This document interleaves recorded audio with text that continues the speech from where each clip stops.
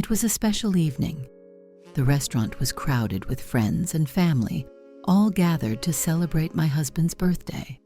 The soft lighting created an intimate and cozy atmosphere, while the music filled the air. I felt relaxed, perhaps a little too much. I had drunk a couple of glasses of wine, and the alcohol was starting to ease my nerves. My father-in-law, Anthony, was sitting on the other side of the table, smiling and chatty as always. He was a charismatic man, with a confidence that sometimes made me uncomfortable. But in a strange way, it was also intriguing. That evening, however, he seemed more affectionate than usual, with his glances lingering on me a bit too long. Every time I met his eyes, a shiver ran down my spine, but I tried to ignore it. Time flew by, filled with laughter and toasts. At one point, my husband got up to talk with some friends, and I found myself sitting next to Anthony. He leaned in with a smile I couldn't quite decipher. "Are you having fun?" he asked, his voice low and deep. "Yes, very much. It's a lovely evening," I replied, trying to keep my tone light. "It really is a special night. For various reasons," he added, leaving the sentence hanging. I didn't reply immediately, but I sensed there was something different about him. It wasn't the first time he'd made ambiguous comments to me, but that night, there seemed to be a new intensity between us. The music changed, becoming slower, and a few couples got up to dance. Anthony turned to me and extended his hand. "Will you dance with me?" he asked, not waiting for an answer. I didn't know what to say. I glanced quickly toward my husband, but he was still deep in conversation on the other side of the room. In the end, I accepted. We stood up and moved toward the dance floor. I felt some eyes on us, but I didn't care. Anthony took my hand with a gentleness that surprised me and pulled me toward him. We began to move slowly, our bodies getting closer and closer. "You dance really well," he whispered in my ear, making me shiver. "So do you," I replied, trying to stay calm, but something inside me was melting. Maybe it was the wine, or perhaps it was that electric tension between us, but I felt increasingly drawn to him. It was then that Anthony stepped forward, reducing the distance between our bodies even further. He took me by the waist, pulling me closer to him. I felt his breath on my neck and his body against mine. He gently spun me, positioning himself behind me as we continued moving to the rhythm of the music. At that moment, a surge of excitement hit me unexpectedly. His hands rested on my hips, and the heat of his presence behind me made me tremble. "You look amazing like this," he whispered into my ear, his voice heavy with implication. I didn't reply. My breathing grew shorter as I tried to ignore the confusion rushing through me. I knew I was playing with fire, but I couldn't stop. The way he held me, the way he spoke to me, it was as though he was breaking down every barrier I had put up. The music ended, but the tension between us was far from over. I felt overwhelmed by conflicting emotions. I looked at my husband from a distance, still engaged with his friends, and guilt slowly started creeping into my mind. "I need to go to the bathroom," I said, searching for an excuse to step away from the situation. Anthony gave me an enigmatic smile, then nodded. "Go ahead. I'll join you in a bit."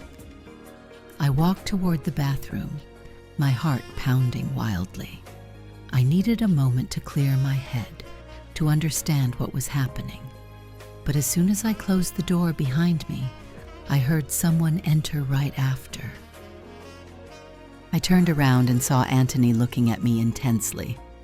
"You shouldn't have come here," I said, but my voice was weak, almost trembling. He stepped closer, narrowing the distance between us. "I couldn't let you go like that," he said, his gaze fixed on mine. That moment stretched out as the tension became unbearable. The walls of the bathroom seemed to close in around me while Anthony drew nearer, and the sound of the party on the other side of the door faded away as if it belonged to another world. I felt trapped between the desire to push him away and the unspoken urge to draw closer. "Anthony, we can't." "Someone might see us," I whispered, trying to regain some semblance of control, but the tremor in my voice betrayed my hesitation. He chuckled softly, tilting his head slightly. "You know no one will see us. Everyone's distracted, and you're here with me." His hand gently rested on my arm, a touch that should have been innocent, but instead felt like it burned against my skin. I took a step back, leaning against the sink. I needed to pull away, to stop him, but my legs felt rooted to the floor. His presence was so enveloping, his scent so familiar, yet everything felt so wrong. "Don't think about what others might say," he continued, stepping even closer until I felt the warmth of his body against mine. "Let's just think about us." Those words echoed in my mind, about us, as if there truly was an us, as if there was nothing wrong with what was happening. I felt like I was falling into a vortex, drawn to something forbidden, yet irresistibly tempting. I knew I needed to stop him, to find the strength to pull away. But before I could say anything else, I heard the sound of someone knocking on the bathroom door. "Are you in there?" It was a woman's voice, one of my husband's cousins. Panic shot through me. Anthony pulled back instantly, still wearing that same confident look, as if nothing had happened. "I'll be right out," I answered quickly, my voice stronger than I expected. Anthony stepped back, giving me room to breathe. "This isn't over," he said softly, before slipping out through the side door meant for staff. A perfect exit, as if he had planned everything. I stayed there alone for a moment, my heart pounding in my chest and my head spinning. What was happening? I looked at myself in the mirror, trying to calm down, but my eyes betrayed the turmoil within me. I returned to the table, trying to act as though nothing had happened. My husband welcomed me with a distracted smile while chatting with a group of friends, unaware of everything.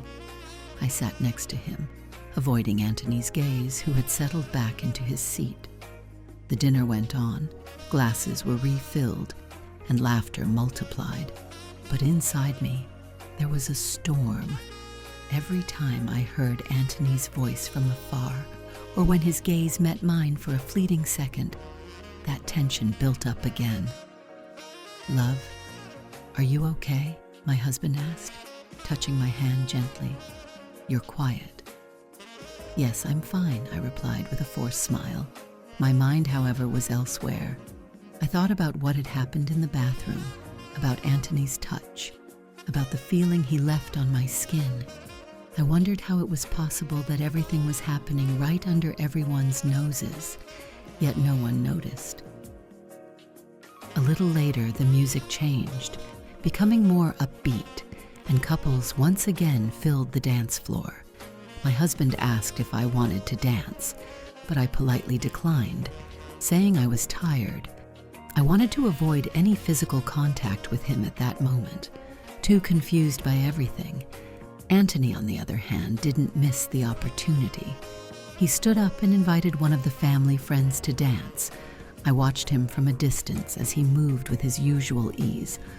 The woman in his arms seemed to be enjoying herself, but then, for a brief moment, he turned toward me and gave me a look that spoke volumes.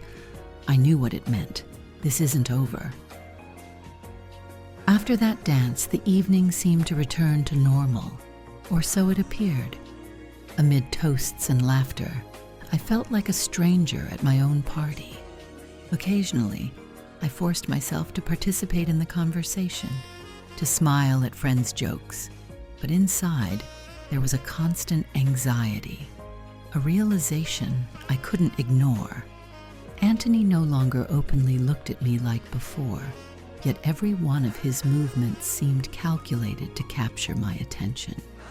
His hand casually resting on a relative's shoulder, the way he approached the table to grab a glass of wine, always near me even though we didn't speak.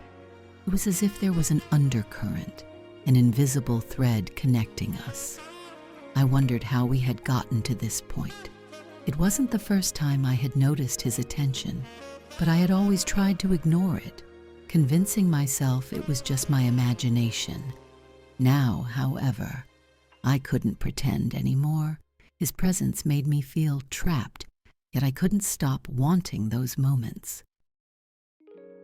At one point, while my husband was deeply engaged in conversation with some friends, Anthony approached me again, this time discreetly, without anyone noticing.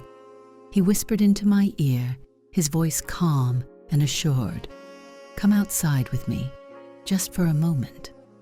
My mind filled with doubts and conflicting thoughts, but the sound of his words struck me like a call I couldn't resist. I looked at my husband, still oblivious, and made a decision I knew I would regret. I left the room with a simple excuse, saying I needed some fresh air. Anthony followed at a distance without drawing anyone's attention.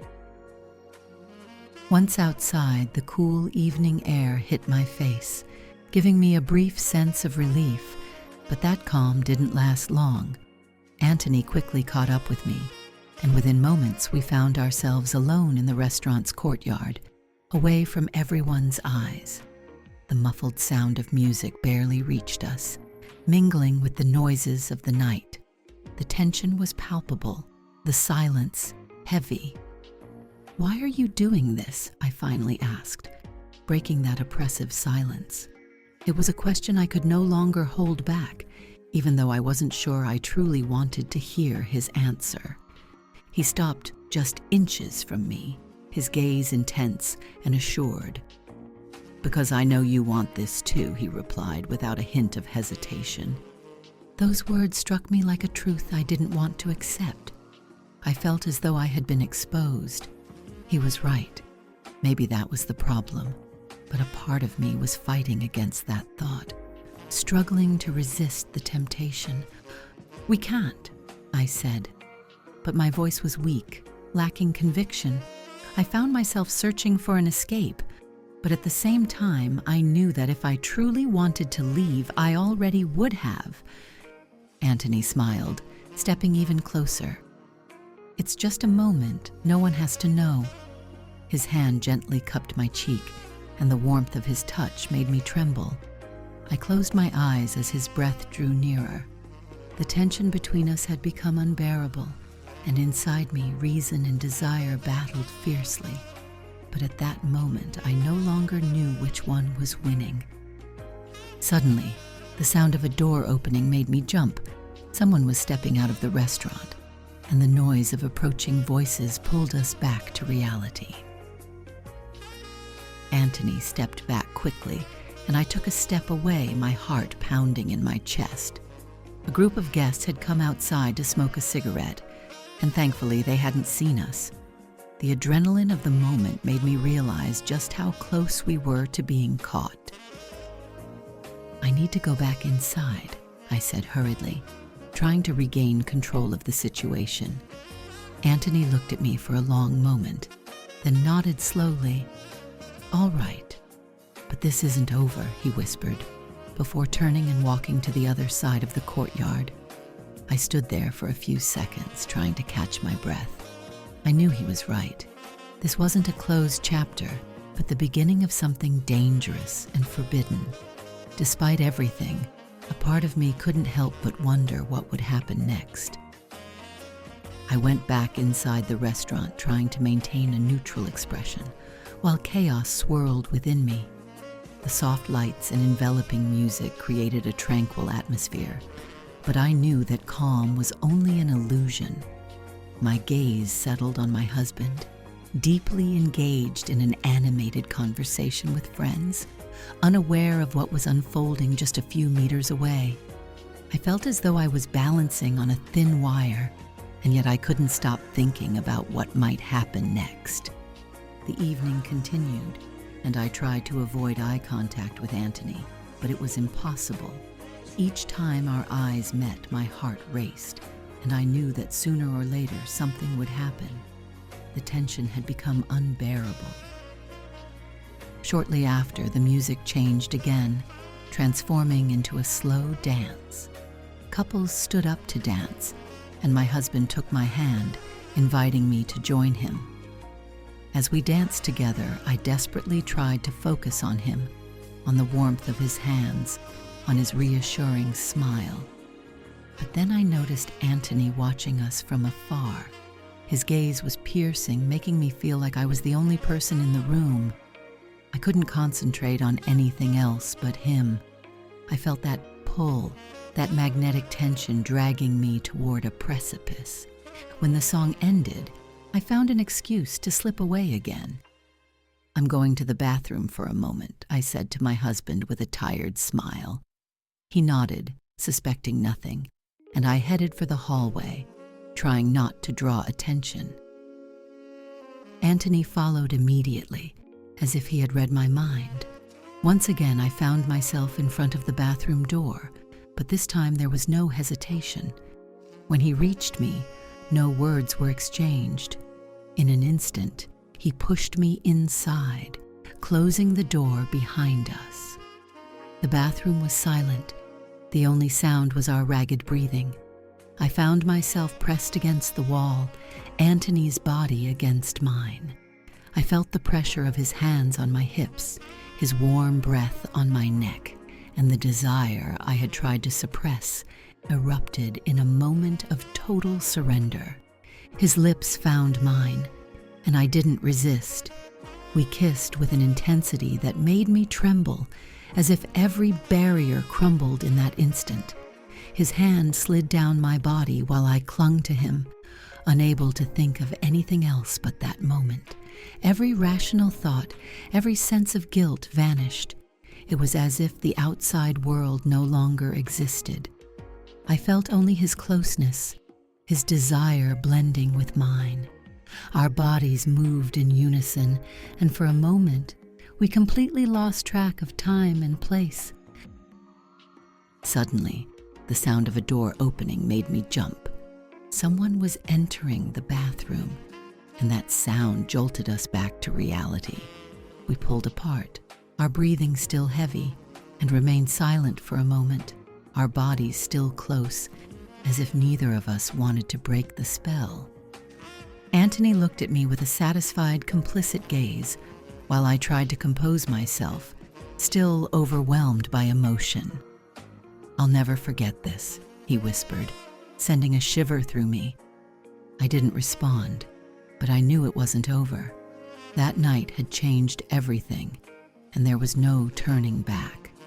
I quickly straightened myself up, trying to appear as normal as possible, and left the bathroom before him, my heart heavy and my mind clouded. I returned to the party, smiling at my husband and trying to ignore the guilt that was beginning to creep in, but a part of me, the part that had given in to temptation, couldn't stop replaying every second of that forbidden moment.